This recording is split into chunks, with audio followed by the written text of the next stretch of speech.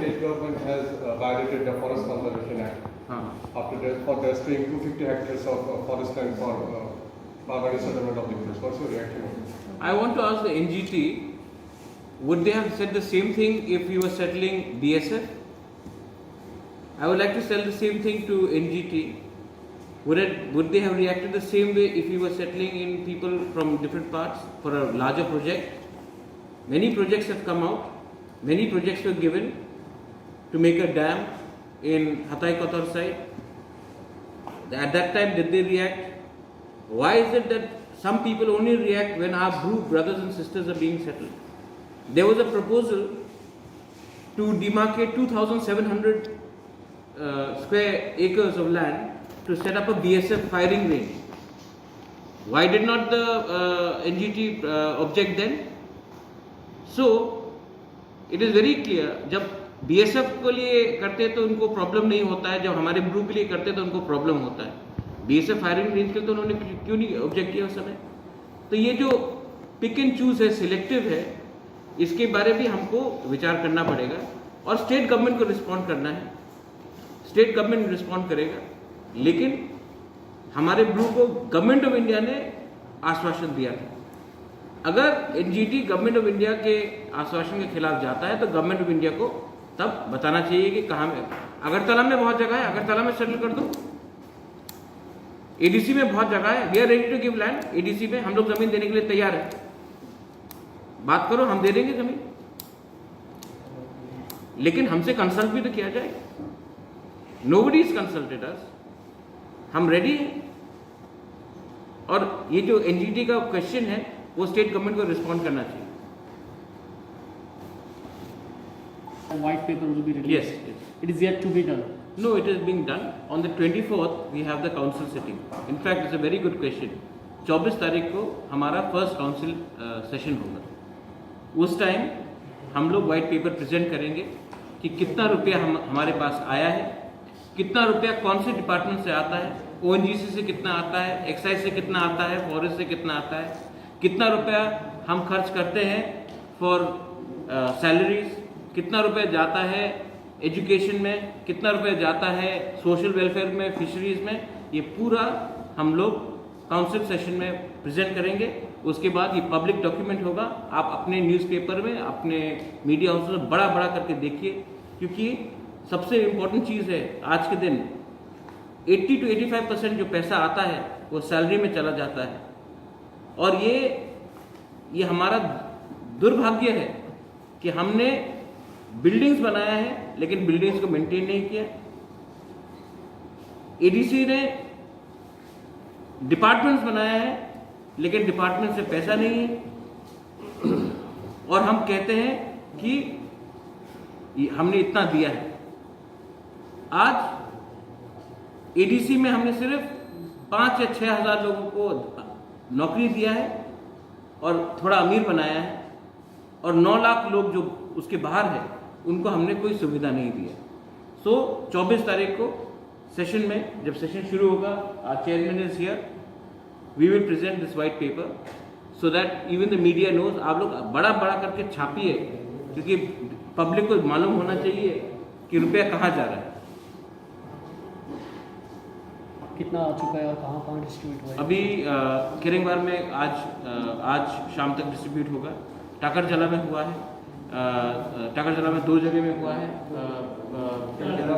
कहाँ में, केलागला में हुआ है, और हम शिकारीबारी में कर रहे हैं एंड तुईकोरमा में भी कर रहे हैं. एनी क्वेश्चन रिगार्डिंग ये आज मर्जर हुआ है, आज से तिपरा मौता हो रहा है, और आज TUGS का फाउंडेशन डे है. इट्स ए हिस्टोरिक डे, और हमने TUGS का मान सम्मान रखकर उन्हीं के रजिस्ट्रेशन में हम आ रहे हैं, क्योंकि TUGS was the first proper recognized party. और विजय रामफल जी जो बहुत बड़े हमारे, उन्होंने बहुत सैक्रिफाइस किया है. मुझे लगा कि अगर आज के दिन हम लोग सैक्रिफाइस नहीं करेंगे और एक सीनियर आदमी को उस पोजीशन में नहीं रखेंगे, अगर हमको ये सब रखना है तो ये गलत मैसेज जाएगा. इसी के लिए मैंने CM के समय भी मैंने पूर्ण जमाते को एक अपॉर्चुनिटी दिया है काम करने के लिए पब्लिकली, सब लोग मिलकर हमने डिसीजन लिया था और आज पार्टी का डिसीजन है कि Vijay Ramkhol ji will be the president of Tripura माउंट। माय लास्ट क्वेश्चन, एक कमेटी बनाया गया जिसमें अब तक कुछ एडवाइस दिया गया है या फिर कुछ कंसिडरेशन में है? कमेटी अभी तक जब अप्रूव होगा तभी हम ऑफिशियली ले सकते हैं। तो ये कमेटी जब विल बी टेबल्ड, जब ये अप्रूव होगा उसमें विदाउट प्रॉपर प्रोसीजर में जाकर ओपिनियन नहीं देना चाहता हूँ, लेकिन through the party system, Tripura Motha जो हम लोग का पार्टी सिस्टम है उसके थ्रू भी हमने बहुत सजेशंस दिए हैं और उसमें काम भी चल रहा है। सर आज टोटल कितने पार्टी के साथ अलायंस हुआ है? तो ये मर्जर है। हाँ, इंडिया और त्रिपुरा में अलायंस नहीं है, मर्जर हुआ था। हाँ, कितने पार्टी? तो आप देखेंगे एडीसी इलेक्शन के पहले बहुत पार्टीज थे। आज के दिन IPFT Tripura, INPT, Tripuraland state party, Tripura Motha, हम सब एक पार्टी हो चुके हैं। और आई थिंक आप AIMPC ने हमें 100% सपोर्ट किया है और उन्होंने कहा कि वो इलेक्शन नहीं लड़े। तो आप देखेंगे कि आज के दिन, आज से 2-3 महीने पहले सब लोग बोलते थे इतना पार्टी है, रीजनल पार्टी है। आज सिर्फ 1 या 2 रीजनल पार्टी रहा है ग्राउंड में। और ये हमारा जो मर्जर है ये एक स्पेसिफिक ऑब्जेक्टिव के लिए है। हम ग्रेटर त्रिपुरालैंड चाहते हैं, हम NRC त्रिपुरा में चाहते हैं, हम CA के खिलाफ है, हम illegal migrants irrespective of religion, community and caste उसके खिलाफ है। और ये हम लोग का मैंने देखा है कि आज तुमने कुछ क्वेश्चंस मनीहार को भी पूछा है। हम लोग एक मूवमेंट है और अपना मूवमेंट हम अपने आइडियोलॉजी में रह के ही करेंगे, हम लोग इसमें कॉम्प्रोमाइज़ नहीं करेंगे। तो जो आप लोग कह रहे थे, किसी ने सवाल पूछा कि अलायंस क्या होगा, इलेक्शन में क्या होगा, आप एक चीज़ सब लोग प्लीज़ समझ लीजिए, ये अपने सोच से हटा दीजिए। हम यहाँ में निगोशिएट करने नहीं आए हैं, हम यहाँ में अपना डिमांड लेकर आए हैं। जो हमारा डिमांड राइटिंग में देगा, जो हमें अश्योरेंस देगा, हम उनसे बात करेंगे। अगर नहीं दिया राइटिंग में तो हम किसी से बात नहीं करने वाले। As you have said about the government has mentioned that they will take action against the illegal Bangladeshis who have come. No, illegal. See, I know that there are a lot of people who are misguided and they say anyone who is illegal, anyone, if regardless of religion, कोई religion और जात देखकर मैं नहीं बोल रहा, anyone who is illegal, they should not be given the same right as you or me. आज दलाई लामा हिंदुस्तान में रह रहा है 1959 से। दलाई लामा तो वोटिंग नहीं कर रहा है ना, दलाई लामा तो मुख्यमंत्री नहीं बन रहा है। तो हम नहीं बोल रहे कि उनको फेंक दो, हम बोल रहे कि उनका जो अधिकार है, जो हमारा अधिकार है, सेम प्रिविलेजेस नहीं मिलना चाहिए। हम यही बात बोल रहे हैं। एंड जो CA निकला, अगर आप देखेंगे इंदिरा मुजीब पैक्ट, अगर आप देखेंगे ATTF अकॉर्ड, आप TNV अकॉर्ड देख लीजिए, असम अकॉर्ड देखिए, आपने उसको छोड़ के आप सामने आ गए। कल क्या गारंटी है कि कट ऑफ ईयर 2025 नहीं होगा? और सुप्रीम कोर्ट में लिखा जाता है कि कट ऑफ ईयर एक है। तो government of India should understand कि हमने बहुत झेला है। आपने CA में मिजोरम को एग्जाम किया, आपने मिजोरम ने कितने लिया है, कितने लोगों को लिया है दूसरे देश से। आपने मणिपुर को एग्जाम किया इन लाइन परमिट लाकर, आज तक मणिपुर ने कितने लोगों को रखा है।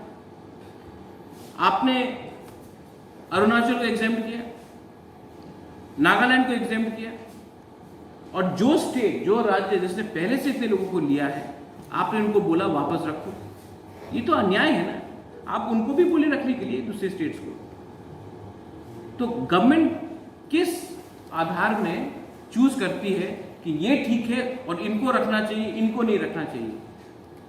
यहां के लोगों को छोड़ दो, वहां के लोगों को बचाओ, ये किस आधार में करता है? कानून तो सबके लिए एक होना चाहिए, नॉर्थ ईस्ट में तो एक होना चाहिए। और आप देखो अरुणाचल का कोई बॉर्डर नहीं है, बाउंड्री नहीं है, उनको आपने एग्जेम्प्ट किया। मणिपुर का कोई बाउंड्री नहीं है बांग्लादेश के साथ, आपने उनको एग्जेम्प्ट किया। नागालैंड का कोई बाउंड्री नहीं है, सिक्किम का कोई बाउंड्री नहीं है, आपने एग्जेम्प्ट किया। और मेघालय, त्रिपुरा और आसाम जिसका बाउंड्री है, उनको आपने बोला एग्जेम्प्ट नहीं करेंगे। तो ये वोट बैंक का पॉलिटिक्स है। आप पश्चिम बंगाल में था, बलि दिया आपने नॉर्थ ईस्ट को। महाराज आपने बताया था कि ग्रेटर त्रिपुरा, देखिए स्टेट गवर्नमेंट का इतना पावर नहीं है कि वो हमें कुछ दे सके। लेकिन आप देखेंगे कि कार्बी आंगलोंग में अभी 2-3 दिन के बाद या 4 दिन के बाद एक अकॉर्ड साइन हो रहा है, वहां में डायरेक्ट फंडिंग आ रहा है। तो जब गवर्नमेंट पिक एंड चूज करती है, इसी सरकार जो पावर में आने से पहले स्टेट काउंसिल डिमांड किया था, जनजाति मोर्चा ने, बीजेपी आर्टिकल 244 डिमांड किया था। आज तो पावर में है बीजेपी, जनजाति मोर्चा ने स्टेट काउंसिल का डिमांड किया था, चिट्ठी है, आज क्यों चुप है? मैं इसके लिए बोलना चाह रहा हूं, पॉलिटिक्स मत करो। मैं दिल्ली जाने के लिए तैयार हूं। उस डेलीगेशन में आप जनजाति मोर्चा को ले जाइए, मुझे कोई आपत्ति नहीं है। आप हमारे IPFT के जो बड़े बड़े नेता हैं उनको ले जाइए, हमको कोई आपत्ति नहीं है। आप गण मुक्ति परिषद को ले जाइए, मुझे कोई आपत्ति नहीं है। उस डेलीगेशन में मैं एक सिंपल साधारण व्यक्ति बन के भी जाने के लिए तैयार हूं, मुझे लीड करने का कोई दरकार नहीं। लेकिन दिल्ली में जाकर हम लोग जो जनजाति लोग हैं, एक आवाज में अमित शाह प्राइम मिनिस्टर को तो बोल सकते हैं कि ये हमको दो, लेकिन अगर हम सिर्फ एक दूसरे से लड़ते रहेंगे, नहीं डेलीगेशन में प्रद्युत को मत भेजो हम जाएंगे, या उसमें इसको मत भेजो हम जाएंगे, तो कुछ नहीं होने वाला। इसके लिए मैं अपील करता हूं कि हम सबको अपना एक कम्युनिटी के बारे में कॉमन इंटरेस्ट रख के दिल्ली जाना चाहिए। डेलीगेशन किसी को भी लीड करना हो, मुझे कोई आपत्ति नहीं, लेकिन उस डेलीगेशन में एक आवाज में हमको बोलना चाहिए कि ये जो आज हमारा परिस्थिति है इसको बदलिए। और हमारा जो पॉलिटिकल डिमांड है और आइडियोलॉजिकल डिमांड है ग्रेटर त्रिपुरा लैंड, अगर कि कोई अपोज करता है तो बोलिए कि हम अपोज करते हैं, हम आपको ये दे सकते हैं, ये नहीं दे सकते। आज तक तो कोई ये भी नहीं बोल रहा है कि हम आपको क्या देंगे, बोल रहे हैं कि जो मिला है उसमें खुशी रहो। TTADC में आपको मिला है, आप उसमें खुशी रहो। हम क्यों खुशी रहे? आपने कार्बी आंगलों को दे दिया, आपने बोडोलैंड को दे दिया, और हम लोग को बोलते हैं जो मिला है उसमें खुशी रहो। तो हम चाहते हैं कि एक कंसेंसस हो और कॉमन वॉइस में, कॉमन प्लेटफॉर्म में हम लोग दिल्ली जाकर अपने लोगों के बारे में बात कीजिए। 2025 में डिलिमिटेशन होगा, उसके बाद और प्रॉब्लम होगा, और मैं प्रॉब्लम नहीं चाहता हूं। We are not against any community, मैं फिर से दोहरा रहा हूं, हम कोई कम्युनिटी, कोई धर्म के खिलाफ नहीं है, कोई मजहब के खिलाफ नहीं है। हम सिर्फ अपना सोल्यूशन चाहते हैं, परमानेंट सोल्यूशन चाहते हैं, नॉट पॉलिटिकल नेगोशिएशन। हमको ये डिपार्टमेंट दे दो, वो मुझे नहीं चाहिए, हमको एक परमानेंट सोल्यूशन चाहिए, वन टाइम।